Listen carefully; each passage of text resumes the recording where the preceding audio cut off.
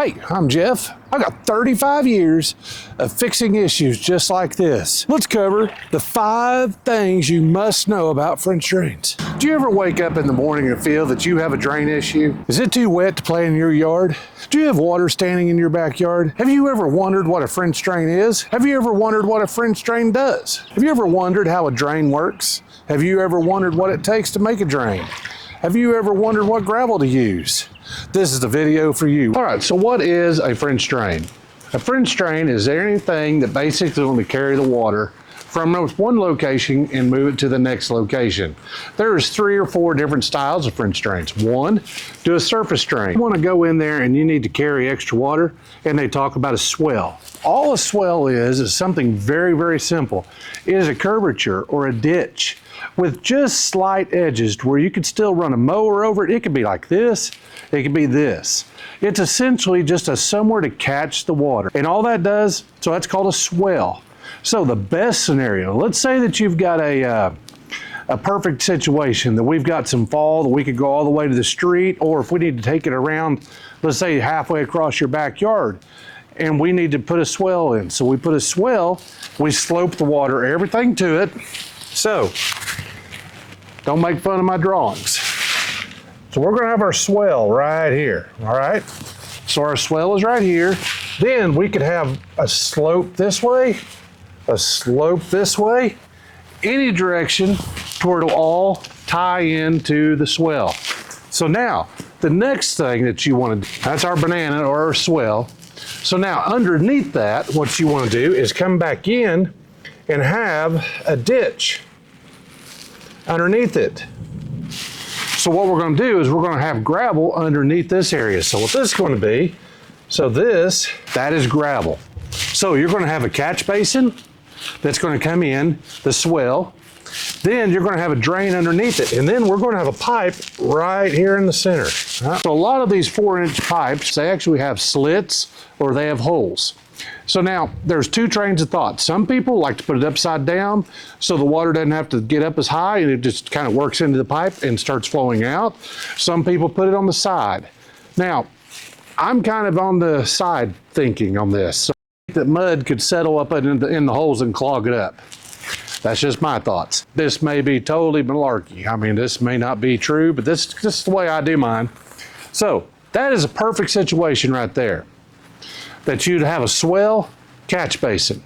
Now, sometimes you can't have that. Sometimes we just can't have a swell, and it's just the way it is. Now, the easiest way to look at a French drain and to understand it is the exact opposite of a septic tank at your house. So a septic tank at your house, your water from your house, so this is your house, comes over here, let's do a house, okay?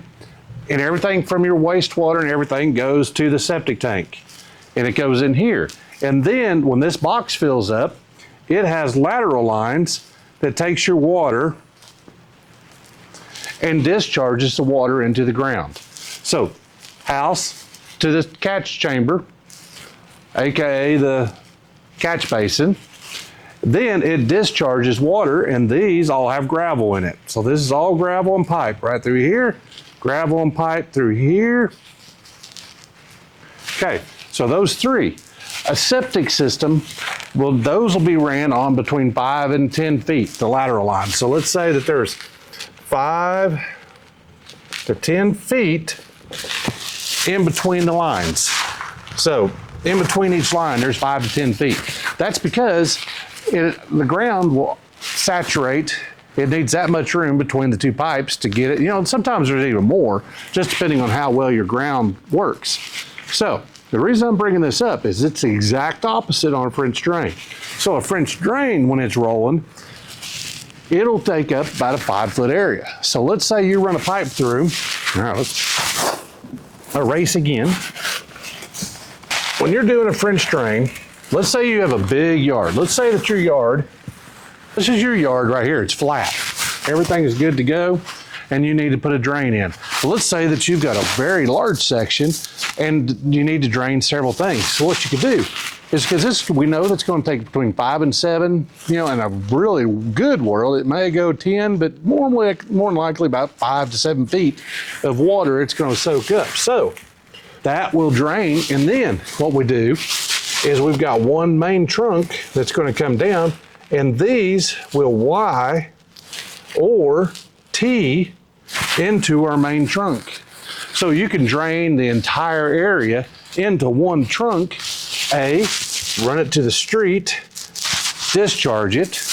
B, you can take it to your catch basin right here and pump it to the street. Either way, or either or.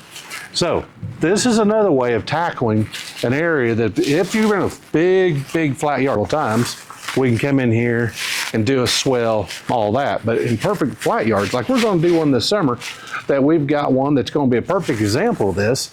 They've got a pool over this direction, and over here it's a flat section, and there's just no good way to, it's just a flat yard. So there's no good way of tackling it. So what we're going to do is we're going to have to come in and put this type of system in, and then we're actually going to have some lower ones coming in from the other side. We're going to have 3 different sections of that yard tying into one big section with a pump tied to the street. So there are several ways of tackling it, and there's not a right or wrong. It's just every yard's a little different. So you just kind of got to think about it and plan accordingly. Now, that brings us up to gravel. I had a comment the other day about creek gravel. This is smooth gravel, creek gravel. Works fine in yards. It works fine. It's easy to work. It does a good job. It works really well. And the nice thing about it is it's just easy to deal with. And it's pretty available, at least in my area in Arkansas. It's a very available product. Now, if you're going to be doing a driveway or something along those lines, you want to use crushed stone. Crushed stone is a coarse, if you're going to be driving on it, this will actually pack in and make a driveway, and make a road, things like that. This doesn't really ever pack. I mean, you can drive on this 6 months later and it'll still walk around because there's no jaggedness to hold it. So that's basically the difference on this. This is great for areas that you don't need to have access into. If you want to be in an accessed area, if whatever word in your area, this is what's available. Either one will work fine. This crushed stone doesn't walk around as much. This always just kind of walks around, moves around, and never really sets up. So that's just one of the downsides, or just, I guess, differences. There's no right or wrong answer on this. Now, if you guys have any questions or any comments or anything, I'd love to hear about them. And if you want to have a little more detail, we can get into a lot more detail about this. But I just kind of thought we'd go over a nice, simple, easy way of tackling something that might just kind of give you an overview. Now, we could get into this really in depth if you want to, if you wish. I mean, that's just something, if the comments want to get into it and learn how to really size things, we can do all that kind of stuff. So we're going to leave it today. Hope this helps. I know this is just kind of a generic video, something simple that you guys could hopefully help you understand the basics of a drain. So until next time, guys, I appreciate it. I'd love for y'all to like, subscribe, and I'd love to hear comments. So if you guys have any comments or any thoughts about anything, I'd love to hear about it. So don't hesitate, hit me up. All right, guys, thank you so much. Y'all have a great day.